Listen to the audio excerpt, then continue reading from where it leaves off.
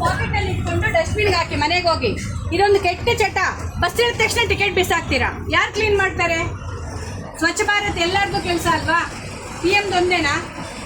ಹಾಂ, ಸೊ ಎಲ್ಲರೂ ಟಿಕೆಟು ಕೈಯಲ್ಲಿ ಇಟ್ಕೊಂಡು ಇಳಿದ ತಕ್ಷಣ ಬಿಸಾಕೋದು ಅಭ್ಯಾಸ ಇವತ್ತಿಂದ ಬಿಟ್ಬಿಡಿ.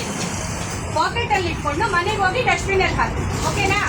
ಚಾಕ್ಲೇಟ್ ತಿಂದರೆ ಪ್ಯಾಕೆಟು, ಚಿಪ್ಸ್ ತಿಂದರೆ ಪ್ಯಾಕೆಟು, ಏನು ತಿಂದರೂ ಪ್ಯಾಕೆಟು ರೋಡ್ ಮೇಲೆ ಹಾಕೋದು ಬಿಟ್ಬಿಡಿ. ಭೂಮಿ ತಾಯಿ ದೇವರ ಸಮಾನ. ನಾವು ಭೂಮಿ ತಾಯಿ ಮೇಲೆ ಕಸ ಹಾಕ್ಬಿಟ್ಟು ದೇವರೇ ನಾನು ಚೆನ್ನಾಗಿರ್ಬೇಕು ಅಂದರೆ ಕೆಲಸ ಮಾಡಲ್ಲ ಅದು. ಅರ್ಥ ಆಯ್ತಮ್ಮ ಎಲ್ಲರಿಗೂ?